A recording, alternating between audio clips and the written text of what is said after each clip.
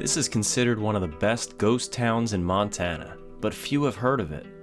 It's a small treasure hidden in the hills near Helena, and twice in its history boasted a population of around 300 people, all working the silver mines and flotation mill on the hillside. This video isn't exactly giving away some sort of local secret. There are actually hopes to preserve this small piece of history as a sort of museum, and they need help and awareness to do so. It's on private property, but visitors are welcome if you respect the site.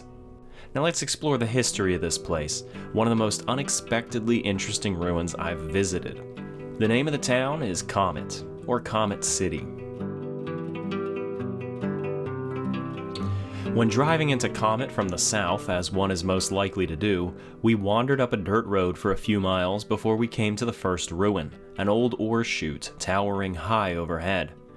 It's been said that this is the Comet mine itself, but I can't verify this. This is built right on top of a vertical mine shaft, with most of the hoisting machinery still in place.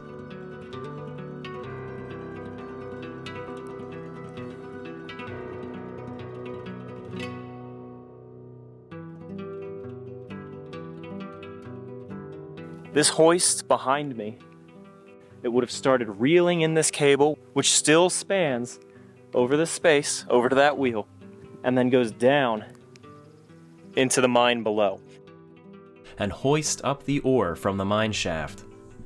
The raw ore would then be placed in a push cart and moved by hand across this trestle. One of the rails for this cart is still in place today. At the end of the trestle, it's dropped down a chute where it's picked up by carts pulled by horses or mules and brought to the top of the mill. It's an appropriate first impression of the town that we're visiting. Mining was the very backbone of Comet. This was silver country in the late 1800s, starting with the first booms in the 1860s in the nearby towns of Basin and Wicks, and the whole district would end up yielding a total of around $50 million in just a couple decades. Wicks was a town a few miles northeast of Comet with a peak population of around 1,500 people, and was a town that Comet would heavily rely on for both civil and industrial support, even though the two towns got their start at roughly the same time. Now, Comet's early history is mostly lost. It was a transient town of miners who were more interested in their work than documenting what went on here. Fair enough, but that leaves us with a lot of gaps. In 1869, a man named John W. Russell located silver ore, and he staked a claim in 1874, calling the location Comet. Two other mines were established in the same area called the Silver Hill and the Rumley Lodes, but the remoteness of these claims and lack of infrastructure prevented any serious work being done until 2 years later, when a plan was made to establish a town here for the miners and their families. The town was called Comet, after Russell's mining claim, and established on the land that Russell had staked out for himself. 12 blocks were surveyed with around 120 plots of land laid out for purchase. Cabins began popping up, milled from local lumber, which was plentiful in the hills of Montana, and a post office was opened in 1877, with John Russell himself serving as postmaster. Over the years, the post office would be robbed on at least 2 different occasions. Around 1879, the mining operation was mostly bought out by Alta Montana Mining. The company lugged the ore that was mined out of Comet all the way to the town of Wicks. The cost to haul it through the rugged terrain ate heavily into the profits, and in 1883 the company went broke. The mining in Comet briefly stopped completely. Later that year, they restructured and took on new investors and continued work as the Helena and Livingston Smelting and Reduction Company. With their new enterprise, they invested thousands of dollars into the mines, purchasing new water pumps, better hoists, and better ore carts. Now, that same year, the Northern Pacific Railroad came into the nearby town of Wicks, as Wicks had now become a smelting center for many of the nearby mines, and the population was booming. Because Wicks was so close, it was decided that the Comet operation would continue to ship their ore to Wicks for processing, but a $20,000 aerial tramway was built to carry the ore from Comet to the Wicks mills, greatly reducing transportation costs. From then on, after this new equipment upgrade, the Comet mines were profitable finally and would outlast some of their neighbors. Despite being a modest settlement compared to nearby towns, Comet City, as it was now called, was a thriving community in the 1880s and 1890s, with a population of around 300 people and nearly 100 buildings, including shops, 22 saloons, houses, and a school with 20 students. The mines employed 75 miners, all making about $3 to $3.50 a day, an impressive rate for the time. Life boomed in Comet City for a while, but it was very much a working town. It was easy enough to travel to Wicks or nearby towns such as Boulder or Basin when a resident of Comet needed something that the town's shops couldn't offer. Splitting the town in half flows the High Ore Creek, and running parallel to it is the town's main street, High Ore Road. A walk down this road shows us some of the town's earliest residential buildings. Standing at the intersection of High Ore Road and Glick Avenue, these three cabins are barely holding up. Taking a quick look in these first two buildings. A brick chimney mounted to the wall barely holds on, and two holes are in the bottom for stovepipes.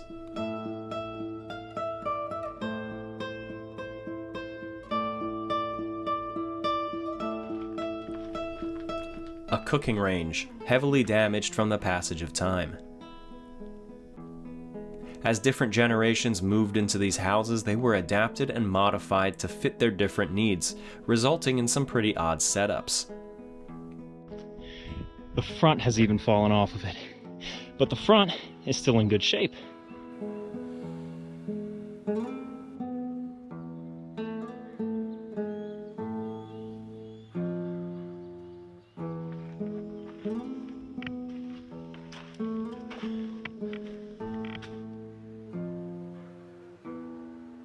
The next significant building that we come to along High Ore Road is the Assayers Building, this fairly large 1.5-story office. In here, assayers would assess ore coming out of the mines and test the quality, purity, and value of the materials inside the rock. Ultimately, the worth of the whole mining operation was determined by tests done within this building. We see a corner framework on the floor, a ladder going to the second story. I'm not gonna... No. Sheesh, I wasn't gonna do it anyway, but I wanted to see if I could at least put some weight on the first rung and reach up into it. But I shake the wall. While much of the building has been gutted, we can still figure out how this building was once laid. A wall here, a wall there. I don't see a doorway in the floor to come into here. I only see this doorway. Goes into this room. Another shelf. And a beautiful view of the mill. And then a doorway that would take you into this room with this almost sinister looking table. Leaving the assayer's office behind, we come to my favorite building in Comet City, the Daly Hotel, established by Mr. J.P. Daly. Travelers to the mountains could come to the small town of Comet City and check in at the Daly Hotel.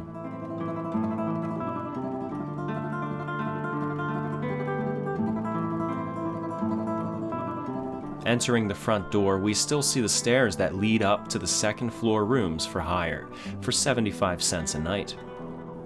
Obviously, many of the steps are missing, but 140 years ago you would need to walk to the right and enter into that small room, and then pass through a doorway underneath the stairs to get to the hallway that we see behind the stairs.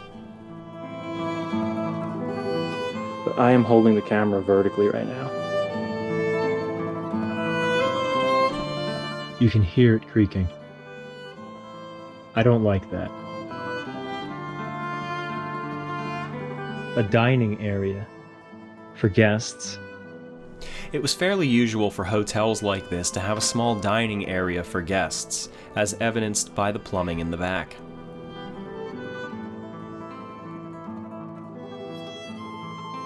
Rooms were basic: a bed, perhaps a small dresser or writing desk, and a chair.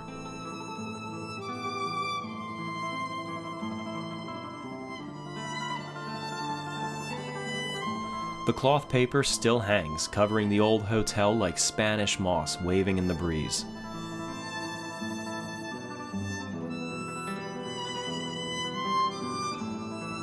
In the back of the hotel, there was at least one room with a bathtub for guests to rent, to relax and wash up in. Okay, so that up there would likely have been a water tank. Look at how on the second floor that wall actually curves. It's not a corner, it's a curve. The doorway to a room. And the room is gone. But the doorway still stands.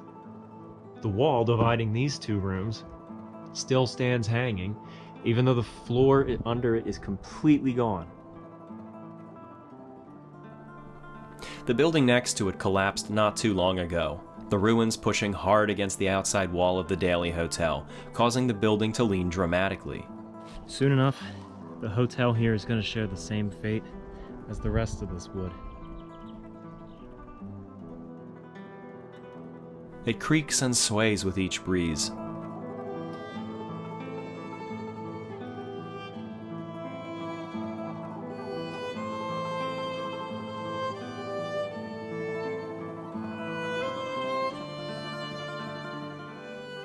The roof and attic have completely collapsed and flattened, and the chimneys are crumbling.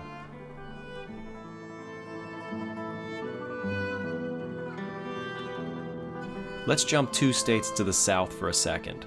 In the ghost town of Belmont, Nevada, there was a hotel very similar to this one, called the Cosmopolitan Hotel. It stood for over a century, and I was familiar with photographs of the abandoned hotel still standing on Main Street. But shortly before I got a chance to visit, the building completely collapsed, being nothing more than a pile of splintered lumber when I arrived. I was disappointed, as though I was just too late, and missed out on seeing history still standing. With the Daly Hotel here in Comet City, I feel something similar. I feel like I got here just in time to see a marvelous, rare example of a 2-story wooden hotel from that period, crumbling in a western ghost town. And who knows, 5 years, 10 years, 1 year from now, it could be little more than a pile of firewood. In ghost towns like this, it's very rare to see so many still standing wooden buildings. Out in Nevada, in the desert, where I usually do videos, the wood is pilfered because wood is scarce. Up in Montana, the whole state, or at least the whole western side of the state, is forest. So, no need to disassemble a building. You'll just cut some more lumber and build something new. Behind the Daly Hotel was a wooden water tank. Water was fed into the tank by a freshwater spring. The tank filled, and the children would fill buckets from it and haul that back to their homes. Lumber was plentiful in Comet, with wood fire stoves in every building to keep them warm. Boys not working in the mines were kept busy chopping up wood. When the town's founder, John W. Russell, first laid claim to the area in 1874, he acquired 17.7 acres, including the area where he would later build his mine. Now, over the years, he likely sold off some of this land to the different mining ventures as they acquired the rights to the Comet mine. But in 1889, John had his property assessed. This document here from my own collection is signed by Mr. Russell's own hand and filed in the town of Wicks. You'll notice Wicks is actually spelled a little differently than it is today. In 1889, all he had listed was a plot of pan placer ground in Comet City, which he valued at $400, or around $13,500 today. The town continued to prosper through the 1890s. Now, those of you familiar with my other Montana and Nevada ghost town videos will know that in 1893 the price of silver crashed as the US government no longer subsidized the purchasing of it, causing many silver towns, including several near Comet, to completely shut down their mining operations and nearly close up shop. But the operators of the Comet mine persisted and remained in operation. Fate was against them, though. Within a year, the 11-year-old equipment was breaking down, with tragic consequences. In September 1894, a miner was crushed and killed by a falling elevator cage in one of the mine shafts. In October, the same elevator cage fell again. A week later, the elevator hoists and operating shed burned to the ground, though this was suspected to be arson. Work in the Comet mine began to dwindle, and Comet City faded. Despite a glimmer of hope in 1908 when the mine had 60 workers employed, reached the 1,000-foot level, and found traces of copper and gold, the mine still shut down in the 1910s, and by 1918, Comet City was an abandoned ghost town. For nearly a decade, Comet City sat quiet. The only visitors were hunters or backpackers. And in the 1920s, backpacking was becoming quite a popular recreation in this area. High Ore Creek quietly trickled through the abandoned, silent village. Come 1926, however, Comet City saw a revitalization. The nearby Gray Eagle mine was purchased by the Basin, Montana Tunnel Company, who purchased much of the land around Comet. They demolished the old mill on the site and built a new flotation mill in the same spot. And that's that massive mill that we see today. Here, they worked ore from the Gray Eagle and Comet mines, as well as reworked old, used-up tailings from previous operations. The mill was, and is, massive, still the most imposing structure on the whole town site. At the time, it was called the most modern custom milling plant in all of Montana, and was the second largest in operation in the state. The concrete foundations of each step of the milling process still remain today, and the building is in surprisingly good shape, all things considered. It smells like a thrift shop in here. The ore would be brought to the top of the mill and dumped in at the highest floor. It's moved down the chute by the force of gravity through either rollers or stamps until the ore is broken up. The crushed up ore was dumped into vats of chemicals and water. The chemicals would bond with the minerals that they were mining. Air was forced through the mixture, and the air adhered to the chemical-laced minerals, floating it to the top, allowing it to be easily collected. Well, that's how this flotation mill worked, but so very little remains of the equipment that was used to process it. This V shape actually would have been a walkway underneath of big machinery. You would have accessed it from that lower room, come in and been able to look up and make sure everything was all right with what was going on. I wouldn't be surprised if up here is where the foreman had his office.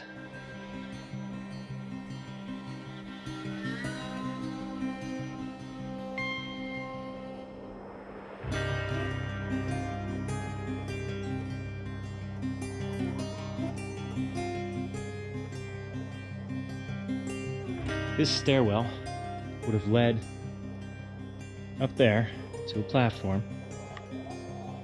and across a bridge into the next building.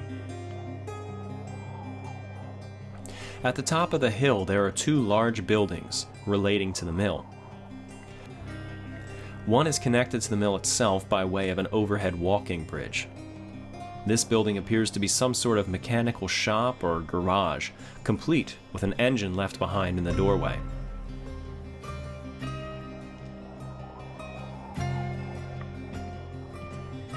This is the bridge. We're actually inside the bridge here. Interesting that it was boarded off and then a workbench was constructed.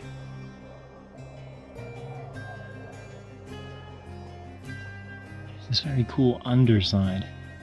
And when I say cool, I mean literally, there's a breeze coming in. The second building has a storage tank and mounts for heavy machinery. This room carried a lot of electricity, makes me almost think it's a generator room.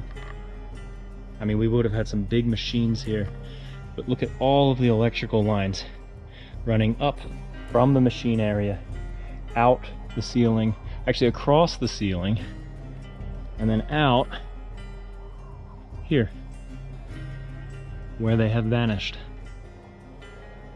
So this most likely would have been an electrical generating room. In hindsight, I think one of these two buildings was actually one of the staging areas for the old aerial tramway to haul the ore into Wicks. Their large garage-like doors are perfect for a tramway to enter, as we see by this photograph of another ore cart tramway. And immediately outside, we see the old cable wheels and a couple of the tram carts, each capable of carrying 300 pounds of raw material. The roar of the new mill could be heard everywhere in the town, both day and night, 24 hours a day, 7 days a week. Townsfolk said, however, that you just got used to it, and that it was even more deafening in the rare instances when the mill was off. Comet City thrived again, possibly surpassing its recorded peak in the 1880s. The mines and mills brought in around 300 employees, some of whom brought in their families. Even into the Great Depression of the 1930s, the Comet operations remained unfazed, continuing to keep around 50 workers employed at an average of $5 a day. Again, not bad for Great Depression wages. There's even a good number of children who were born in Comet City around this time. It was lively. Kids played in the fields, the school was open, and families frequently had picnics in the grass. Despite the family-oriented population, the land was mostly owned by the mining company, who didn't permit too much beyond domestic buildings. They didn't allow a single saloon to open. There were no churches. In fact, I can't even find a record of any shops opening during the second boom. Residents had to travel to the town of Basin for any of their commercial needs. Even the Daily Hotel remained shuttered and abandoned during this period. Its proprietor seemed to have moved on to investments in Idaho. The water tank behind the hotel was no longer needed either. Come 1934, plumbing was installed which piped fresh water to every home in Comet. With all the new workers, additional housing was needed, and a large dormitory boarding house was built at the foot of the new mill around the same time. This building could easily house dozens of men, and like the mill, is in fairly good shape. Well, all except for this frickin' boulder which blew through the wall. What the hell happened here? How? Alright, come on, Emma, I have to show you this mystery. Look at this. Obviously, alright, hole in the wall. Clearly that's where it came from. But it would have to have rolled uphill. Now, maybe it came rolling from way out there, but this is not the path. And you think this lip would be damaged. Along here would have been damaged. Like, this looks like a vertical impact. Now, there's damage in the wall, so my best guess is it came in and grazed that and went to there, but how did it come in? that hole doesn't even look wide enough to be this boulder. It looks Worry about the hole. only like half of the damage that should have come from this. The floor doesn't look damaged until it gets to its resting place. I don't think this mystery is going to be solved. Moving on from the oddity of the boulder, the front room of this boarding house has a wide cooking range with ovens and what appear to be communal tables. Several old metal bed frames can still be seen on the first floor. Oh. Question is, do I dare?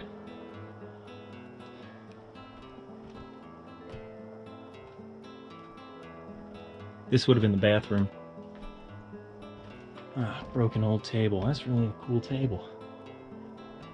Alright, I do dare, but I will proceed with caution. First sign of a step giving or anything like that, I'm out.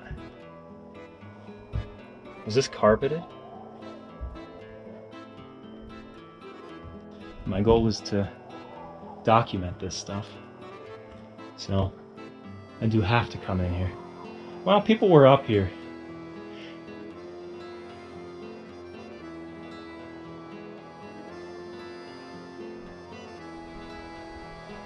The upper floor still retained its old layout, although the hallway was now falling through and vandalism was taking its toll. I can't even show you some of the graffiti or else I'd get reported.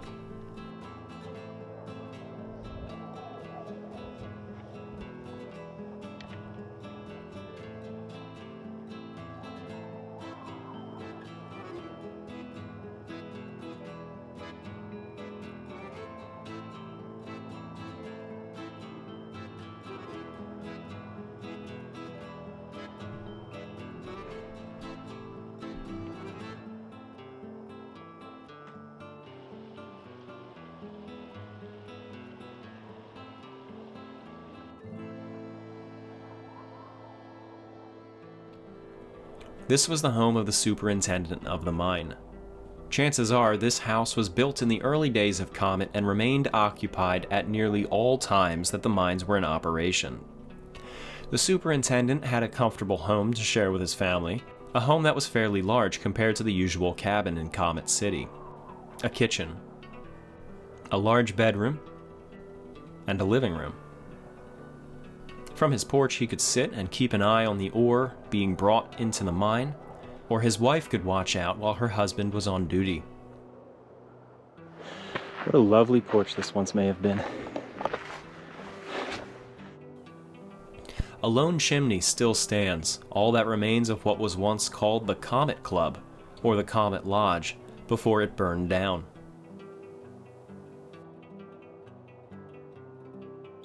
This house belonged to the Matson family, one of the prominent families during the days of Comet City's revival, and the family responsible for many of the historical photographs you see in this video.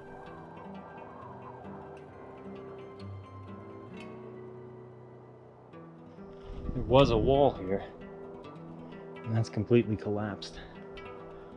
Now the ceiling is sagging in. Electric light fixtures. It seems to have been a home of happiness, with kids growing up and playing in the yard. Several other houses and cabins still stand, scattered throughout Comet City in various states of decay, some better than others.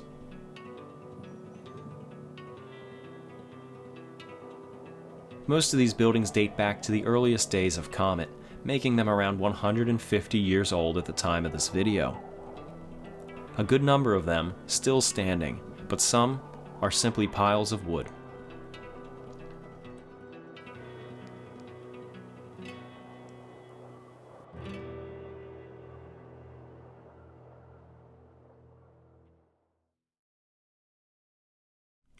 March 17th, St. Patrick's Day, 1941. The Comet Mine and Mill closed up shop for good. The equipment inside was sold off and most of it scrapped. Within a short while, the population of the town had moved out. Along High Ore Road is a unique building that certainly was one of the latest constructed on the site. This was a garage for an automobile. It was owned by the Giulio family, who were some of the town's final residents. The Giulio family had a special affinity for the town of Comet. As people moved out, they acquired many of the buildings with the intention of preserving the site. Time went on and they came to own the majority of the town, even to this day hoping to protect it, although the family has long since passed away. Comet City sits on private property. It's legally protected from vandals, but nothing is done to protect it from the damage of the elements. Comet has been ranked the third best ghost town in Montana, but it's the highest ranked that has no conservation team or organized effort to preserve it. Give it time, and these buildings will soon be merely a memory. One of the oldest parts of Comet City, the westernmost section, which I believe included the town's original post office, and possibly school, was demolished in the last 10 years, and a new barn stands in its place. Now, I don't know what happened. There could have been an accidental fire that leveled the historic buildings or something, but it's a reminder of the fact that we are seeing the very last days of this once bustling home for hundreds of people. There are efforts to get Comet preserved, perhaps entered into a state of arrested decay, and with historical information signs throughout it. I hope that happens, and I'd be happy to help in some way. Today, the old houses of Comet City are completely abandoned, but there is one family living in a modern home up on the hillside, keeping an eye on things and protecting this historical treasure from vandals. There's some old buildings up there that also belong to the original town. You can see them back there. He's integrated a few into his property, and there they are behind his house. I have respect for the property owner. I'm not going to go up there, but you can see them from here. Although the mine was abandoned in 1941, it did have a lasting impact, and not necessarily a positive one. For the first 80 years since the new mill at Comet was built in 1926, High Ore Creek, which divides the town in half, was being poisoned by the chemicals that they worked with. Arsenic was seeping into the water, polluting drinking water for people, livestock, and wild animals. Downstream, fish barely lived longer than 3 days. And this went on for 80 years, until it was finally cleaned up and fixed in 1997. Comet was little more than a mining community, a small satellite town that heavily relied on the towns around it.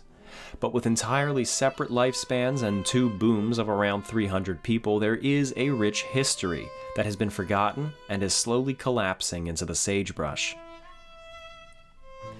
I want to thank the Jefferson County Museum for the help they provided with researching this documentary and sourcing images. This is the second documentary I've worked with them on, the first being Elkhorn, and they're well worth looking up and visiting if you're in the Butte or Helena part of Montana. If you enjoyed this video, subscribe and turn on notifications for future exploration and history videos.